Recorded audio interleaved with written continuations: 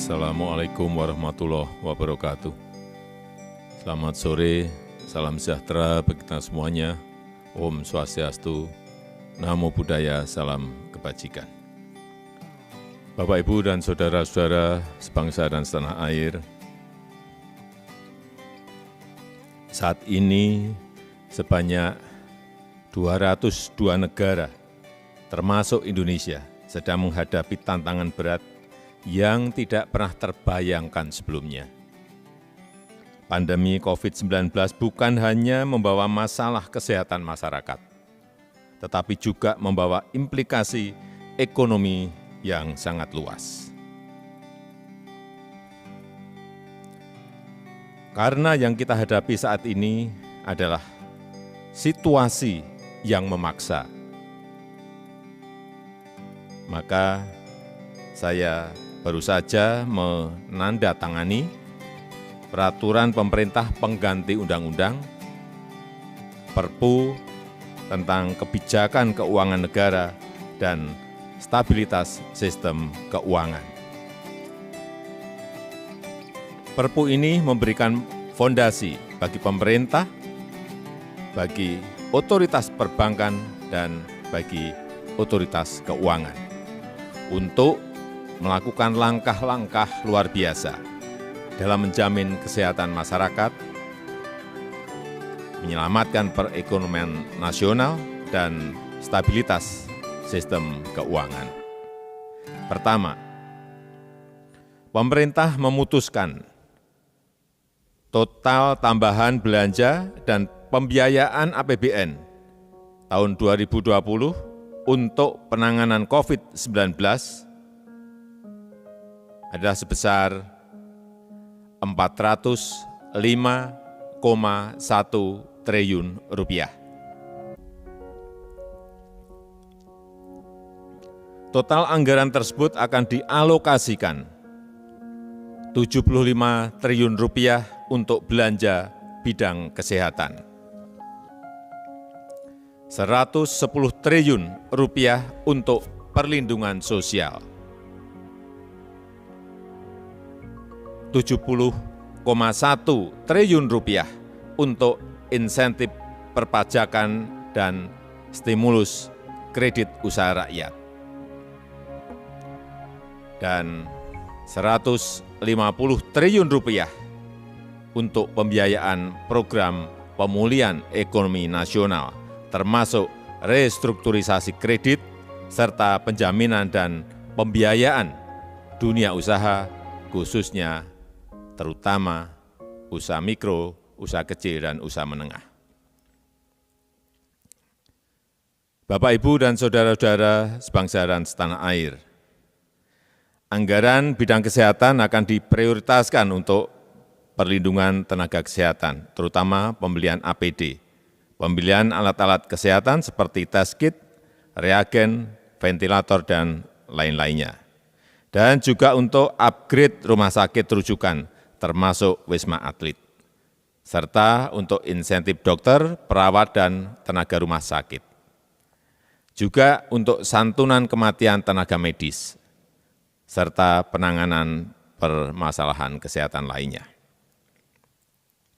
Kemudian anggaran perlindungan sosial akan diprioritaskan untuk keluarga penerima manfaat PKH yang naik dari 9,2 juta keluarga menjadi 10 juta keluarga penerima manfaat.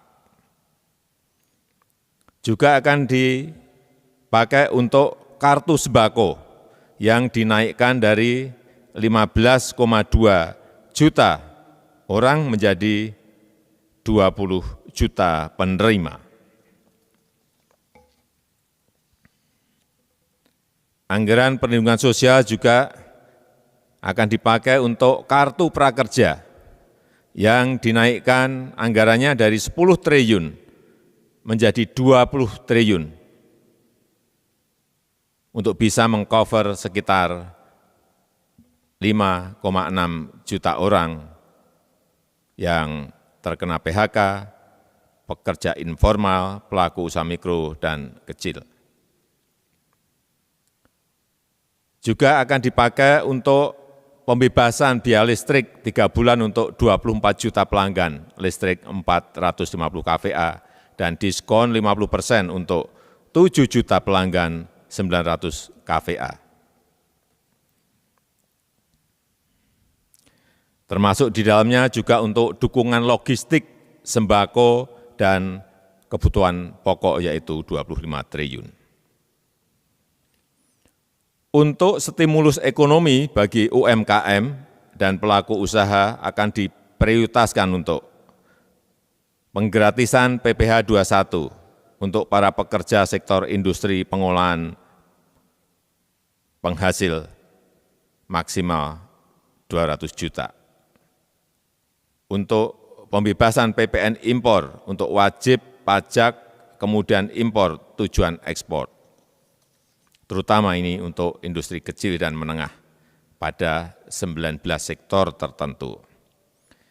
Dan juga akan dipakai untuk pengurangan tarif PPh sebesar 25% untuk wajib pajak kemudian impor tujuan ekspor, terutama industri kecil menengah pada sektor tertentu. Dan juga percepatan restitusi PPN bagi 19 sektor tertentu untuk menjaga likuiditas pelaku usaha. Dan untuk penurunan tarif PPh badan sebesar 3% dari 25% menjadi 22%. Serta untuk penundaan pembayaran pokok dan bunga untuk semua skim KUR yang terdampak COVID-19 selama 6 bulan. Untuk bidang non-fiskal, dalam menjamin ketersediaan barang yang saat ini dibutuhkan, termasuk bahan baku industri, pemerintah melakukan beberapa kebijakan, yaitu penyederhanaan larangan terbatas, lartas ekspor, penyederhanaan larangan terbatas atau lartas impor, serta percepatan layanan proses ekspor impor melalui National Logistic Ecosystem. Bapak Ibu yang saya hormati, pemerintah bersama Bank Indonesia dan OJK mengoptimalkan bauran kebijakan moneter dan sektor keuangan untuk memberi daya dukung dan menjaga stabilitas pada perekonomian nasional. Bank Indonesia telah mengeluarkan kebijakan stimulus moneter melalui kebijakan intensitas triple intervention, kemudian menurunkan rasio giro wajib minimum valuta asing bank umum konvensional, dan juga memperluas underlying transaksi bagi investor asing dan penggunaan bank kustodi global dan domestik untuk kegiatan investasi. Kemudian Otoritas Jasa Keuangan juga menerbitkan beberapa kebijakan, yaitu keringanan dan atau penundaan pembayaran kredit atau leasing sampai dengan 10 miliar termasuk untuk UMKM dan pekerja informal maksimal 1 tahun. Serta memberikan keringanan dan atau penundaan pembayaran kredit atau leasing tanpa batasan plafon sesuai dengan kemampuan bayar debitur dan disepakati dengan bank atau lembaga leasing.